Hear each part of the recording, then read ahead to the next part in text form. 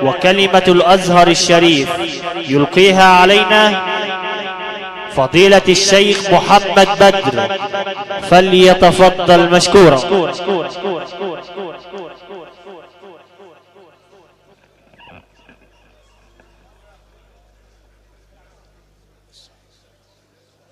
السلام عليكم ورحمة الله وبركاته.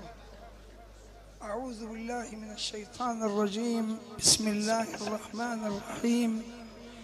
الحمد لله رب العالمين، وصلاة وسلاما دائمين متلازمين يليقان بمقام سيد البشر المشفع في المحشر سيدنا ومولانا محمد، هذا النبي الكريم الذي بلغ الرسالة وأدى الأمانة ونصح الأمة وكشف الغمة ومحى الله به الظلمة، وجاهد في الله حق جهاده حتى أتاه اليقين. وبعد لقد استمعت آذان القلوب قبل آذان الجوارح إلى آيات مباركات من سورة إبراهيم، وتلك السورة لا أستطيع تفسيرا فيها، ولكن أقول لأهلي وزملائي كلمة. تلك السورة سورة من سور الحراسة في القرآن، سورة جاية للحراسة. ليه؟ قبل منها سورة تسمى الرعد، وقبل الرعد يوسف. إذن ترتيب القرآن توقيفي من لدن حكيم عليم. يوسف حراسة في البداية، طب وإبراهيم حراسة بعد نهاية الرعد، لأن الرعد لو تركت بدون حراسة لأخذت العالم كله، كانت خلت العالم. شوف فيها ايه؟ يسبح الرعد بحمده، طب وكمان ايه؟ والملائكة من خيفته. طب نروحوا مع الخلق دي فين؟ نروحوا مع الناس دي فين؟ فلا بد أن نفرح أن الله حرس كل غيب بمشهد، لأنه واحد أحد فرد صمد، لا والد ولا ولد، ربي إلهي خالقي، له جبيني قد سجد، يا من عليه المعتمد وإليه المستند، يا سيدي خذ بأيدينا جميعا من الضلال إلى الرشد، ونجنا من كل ضيق ونكد، واغفر ذنوبنا يا إله العرش، بسر قولك لم يلد ولم يولد ولم يكن له كفوا أحد. وما أتيت معزيا، لأن العلم رحم بين أهل، يكفي تلك الوالدة شرفا تحت الأرض الآن أنها ربت وأخذت الثمر. أقول لأخي الشيخ محمد، وأقول لأخي الدكتور سعيد علي، وأقول لأخي الشيخ محمد علي، وما تناسل منهم، إنني لا أعزيكم. ما أنت بتعمل إيه؟ إن العزاء لأهل الميت واجب لمدة 3 أيام، وأنا مريض وملازم للفراش، علمت بالوفاة فجئت لأقول لأخي الدكتور سعيد وأخوته: يكفيكم شرف أنها عزيزة تحت الأرض بوقوفكم عليها.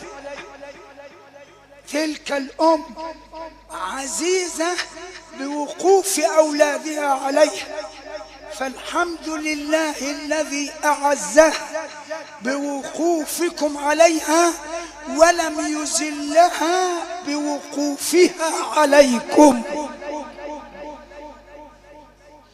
إيه لما تودي ابنها كان هيبقى شكلها إيه؟ إنما ابنها واقف وأولادها واقفين لكي يستقبلوا الخالق. ويستقبله الناس، والكلام ليس بكثرته، إننا في ليلة يجب أن نطرح السؤال وأن نضع الوقت لإخواننا أهل القرآن، فمأدبة القرآن لا يقدر عليها أحد، لأنه كلام الواحد الأحد. فأقول لك يا دكتور سعيد، أنت والإخوة الأعزاء كفاها شرفا بذلك. الحمد لله الذي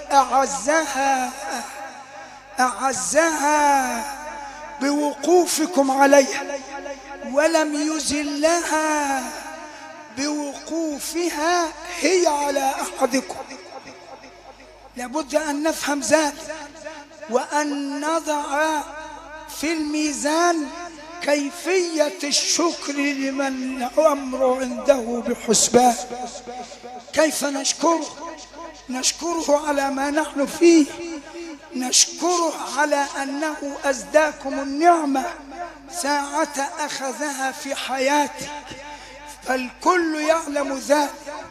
وإن أمي روحها الآن ترفرف على رأس كل منا وتنادي علي: يا من على الأرض تختالون في فرح وفي ابتهاج وتغترون بالمال، قد كنت مثلكم أزهو بزخرفها، وكم عقدت عليها كل آمالي، حتى أتتني جيوش الموت كاسرة بشر سهم فضى في القلب قتالي.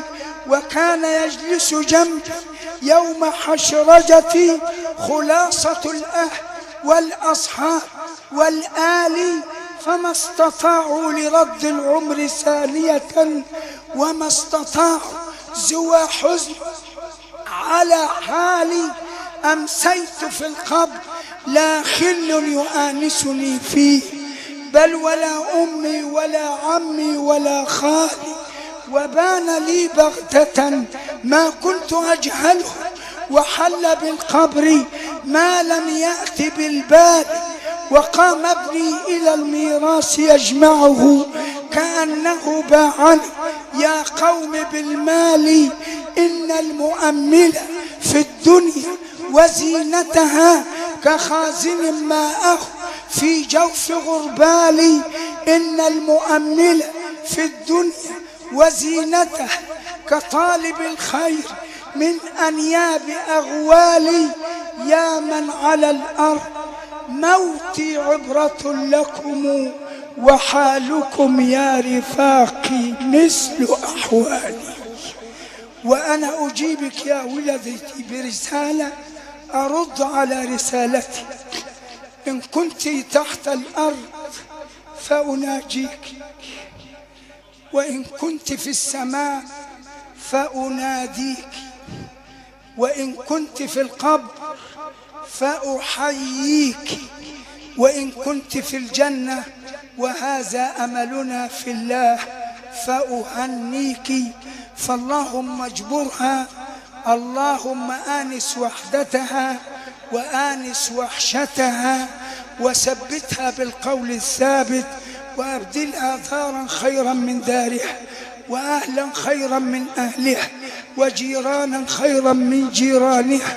وبارك في أهل تلك البلدة جميعا، وارحم آباءنا وأمهاتنا وأمواتنا وأموات المسلمين.